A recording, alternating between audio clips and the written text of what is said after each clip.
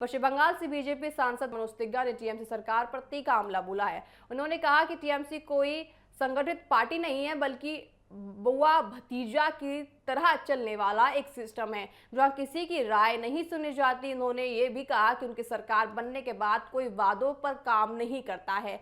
आपको बताएं, मनोज ने हमारी संवाददाता कंचन अरोड़ा से खास बातचीत की है। आपको सुनाते हैं कि इस खास बातचीत में आखिर क्या कुछ उन्होंने कहा है। पश्चिम बंगाल चुनाव के दौरान भी चर्चा में बना रहा, चुनाव से पहले भी और चुनाव के बाद भी। ऐसे में पश्चिम बंगाल की पूर्व मुख्यमंत्री और लगातार सत्ता में रहने वाली टीएमसी पार्टी के कई विधायकों ने पार्टी का दामन छोड़ दिया है। बात कर लेना चाहेंगे पश्चिम बंगाल से बीजेपी से सांसद मनोज तिग्गा हमारे साथ मौजूद है। सर, टीएमसी कई साल सत्ता में रही, लेकिन अब टीएमसी के ही अगर बात कर लिया जाए तो 58 विधायक जो हैं वो पार्टी छोड़ चुके हैं, क्या कहेंगे? नमस्कार। सबसे पहले तो ये आपको समझ लेना चाहिए कि टीएमसी कोई पार्टी नहीं थी। वो एक सिंडिकेट चलाती थी और एक आप बोल सकते हैं कि एक कंपनी की तरह चलती थी, जिसका जो बुआ भतीजा दोनों मिल करके चलाते थे। ये कोई पार्टी नहीं थी, एक सिंडिकेट था, एक कंपनी था। तो आप वो कंपनी चली गई तो टूट तो स्वाभाविक है।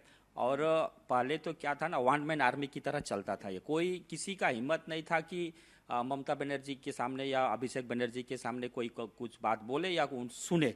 वो अपनी मर्जी से चलते थे। तो अभी तो पार्टी हारी तो स्वाभाविक रूप से लोगों में बोलने का मौका मिला है कि अब जो वहाँ पर अनैतिक काम होता था अभी बोल रहे हैं, इसलिए टूट तो स्वाभाविक है। पहले एक तरफा चलता था, अब लोग तो आप जो बोलना था तो बोलेंगे, इसलिए टूट तो स्वाभाविक है, टूटना ही था उनका। लेकिन ये जो ऋतव्रत बनर्जी हैं उन्हें विधायक दल का नेता भी चुन लिया गया, जबकि ममता बनर्जी किसी और को ही लीडर ऑफ अपोजिशन बनाना चाहती थी। क्या लग रहा है, ये 58 विधायक जो लगभग अलग हुए हैं, कभी आने वाले समय में बीजेपी में जा सकते हैं? देखिए, बीजेपी में आएंगे या नहीं आएंगे ये तो समय बताएगा। लेकिन ऋतव्रत बनर्जी जो है वो भी पहले सीपीएम में थे। आप जानते हैं सीपीएम से ही वो इधर आए थे और उनका पूरा ढाक ढोल पिटा करके लाए थे। तो आप अलग से करके अपने 58 विधायक का जो सूची है वो भी हमारे यहाँ शायद सौंप चुके हैं स्पीकर साहब को। तो निश्चित रूप से संख्या जिसकी होगी उसको ओपोजिशन का, विरोधी दल का मर्यादा मिलेगा। और जो 10% का ये है, उसमें तो आपका 294 सीट है, 30 सीट होने से होता है। लेकिन जब वो 58 विधायक का सूची वहाँ पर सिग्नेचर करके जमा किए तो स्वाभाविक रूप से उनको मिलेगा।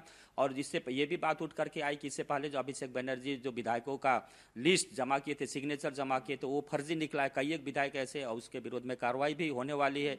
तो जो वहाँ बड़ा बवाल भी देखने को मिला है इसको लेके। हाँ बिल्कुल, सड़कों पर दिखी ममता बनर्जी खुद। देखिए, फर्जी करने का तो उनका आदत हो जाएगा, तो इसमें भी फर्जीवाड़ा करके वो जमा कर दें। अब ममता बनर्जी देखिए, पश्चिम बंगाल में जो गलत काम करेगा, क्योंकि आंदोलन करना, विरोध करना ये उनका गणतांत्रिक अधिकार है, कर सकते हैं।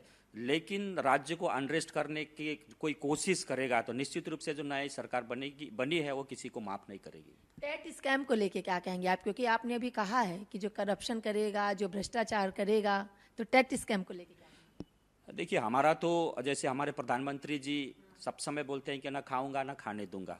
उसी पर पश्चिम बंगाल हमारे माननीय मुख्यमंत्री शुभेंदु अधिकारी जी भी बोलते हैं कि मैं न खाऊंगा ना खाने दूंगा।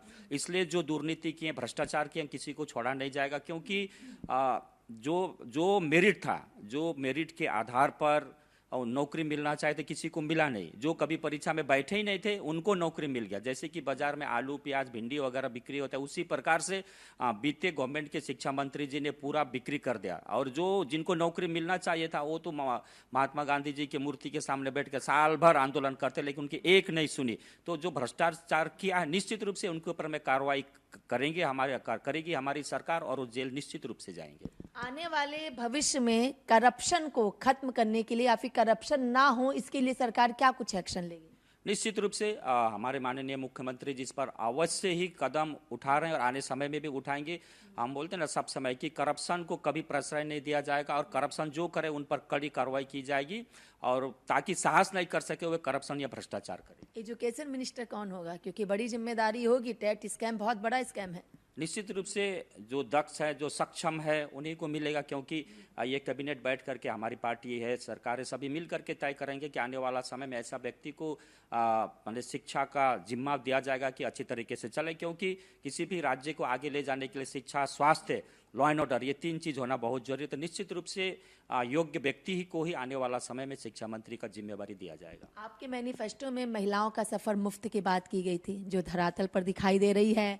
महिलाओं को जो महीने की राशि है वो देने की बातें कही गई थी, वो भी धरातल पर दिखाई दे रही है। बांग्लादेशी घुसपैठियों को चिन्हित करके भगाने की बातें कही गई थी, वो भी धरातल पर दिख रही है। इन तीनों चीजों के लिए क्या कहेंगे? निश्चित रूप से भारतीय जनता पार्टी ने अपना जो संकल्प पत्र था, संकल्प पत्र में जो वादा किया था वो धरातल पर आप देख रहे हैं। बीते कल ही माननीय मुख्यमंत्री जी ने जो पहले लक्की भंडार के नाम से चलता था, हमने अन्नपूर्णा योजना से नाम देकर के कल इसकी शुरुआत भी हो चुकी है और कितनों माताओं के अकाउंट में पैसा भी जा चुका है। हमने 3,000 का वादा किया था, वो वादा देखिए हमारी सरकार 9 तारीख को शपथ लिया और उसके बाद ही कल 3 तारीख थी, कल से ही, यानी कि उधर 22 दिन और इधर 3 दिन, माने 25 दिन के अंदर ही, 1 महीने से भी कम समय में जो हमने किया था, वादा किया था, वो पूरा हो गया। और उसके बाद माताओं के लिए सरकारी बस में जो फ्री का बात था वो भी शुरू कर देता। आने वाले समय में हम जो संकल्प पत्र में वादा किए हैं, समय अनुसार निश्चित रूप से सभी चीजें पूरी की जाए। भारतीय जनता पार्टी जो बोलती है वो करके दिखाती है। दामाद नहीं है जो उनको बैठा कर खिलाएंगे, ये बातें भी शुभेंदु अधिकारी ने बांग्लादेशी घुसपैठियों के लिए कही कि सबको चिन्हित करके भगाया जा रहा है। निश्चित रूप से हमने स्पष्ट रूप से हमारे गृह मंत्री जी ने, हमारे मुख्यमंत्री जी ने बोल के सबसे पहले उनको डिटेक्ट करना है, फिर डिलीट करना है, फिर डिपोर्ट करना है। जो अनैतिक तरीके से हमारे देश में आए हैं, ये तो कोई धर्मशाला नहीं है कि जो आए और यहाँ पर रह जाए और हमारे जो अधिकार को वो छीन ले, चाहे वो शिक्षा के क्षेत्र में, खाद्य के क्षेत्र में, ऐसा अब बर्दाश्त नहीं किया जाएगा। पश्चिम बंगाल कोई धर्मशाला नहीं है, जो जहाँ से आया उनको वापस वहाँ जाना ही पड़ेगा। पहली बार ऐसा हो रहा है। आपकी सरकार पिछले कई सालों से है, हालांकि जगह जगह जाके सभी नेता, मंत्री, सांसद, विधायक, कार्यकर्ता जनता को भी बता रहे हैं एनडीए की सरकार की उपलब्धियों के बारे में, लेकिन पहली बार है कि योगा दिवस प्रधानमंत्री पश्चिम बंगाल में मना रहे हैं। देखिए, हम सब समय देखिए कि हमारे माननीय प्रधानमंत्री जी योग दिवस के अवसर पर विभिन्न राज्यों में जा करके आप योग दिवस का पालन करते हैं। तो निश्चित रूप से इस बार पहली बार देश आज़ाद होने के बाद में श्यामा प्रसाद मुखर्जी की धरती पर भारतीय जनता पार्टी की सरकार बनी है। तो निश्चित रूप से ऐसे सब समय जाते रहे हैं प्रधानमंत्री जी, जब हमारी सरकार नहीं थी, अब हमारी सरकार बनी है देश स्वाधीन होने के बाद पहली बार। तो निश्चित रूप से पश्चिम बंगाल की पुण्य भूमि पर हम प्रधानमंत्री जी का स्वागत जनाएंगे। एक अंतिम सवाल, इंडिया गठबंधन की बैठक होनी है और क्या लग रहा है इस बैठक में किस तरीके से चीजें होंगी, क्योंकि जानकारी के अनुसार ममता बनर्जी भी इस बैठक में शामिल हो रही हैं। देखिए, इंडी गठबंधन ने कभी भी एकजुटता कभी रही नहीं है। उनका लोकसभा के अंदर, सदन के अंदर उनका चेहरा कुछ और होता है, बाहर कुछ और होता है। ये आप उनका गठबंधन में बैठेंगे, चाय पियेंगे तो चलता ही रहता है, लेकिन अंदर बाहर इनका कोई मेल मिलाप नहीं है। मैं तो देखता हूं अंदर क्या उनका चलता है, बाहर क्या चलता है, और लोग जानते हैं कि ये गठबंधन सही नहीं है और इस गठबंधन से देश सही दिशा में नहीं चल सकता है, जिसका कोई दशा दिशा ही नहीं हो सकता है, नहीं है इस गठबंधन का। तो आने वाला समय में इस गठबंधन का भी कोई भविष्य नहीं है। बहुत बहुत शुक्रिया। हमने बात की पश्चिम बंगाल से बीजेपी सांसद मनोज टिग्गा से। तो देखते हैं आने वाले दिनों में अपने घोषणा पत्र में रखने वाले सारे वादों को धरातल पर शिवेंदु सरकार किस तरीके से लाती है और इंडिया गठबंधन की बैठक राजनीति का क्या रूप बदलती है। वीडियो जर्नलिस्ट हिमांशु यादव के साथ में कंचन अरोड़ा, TV7 भारत, दिल्ली।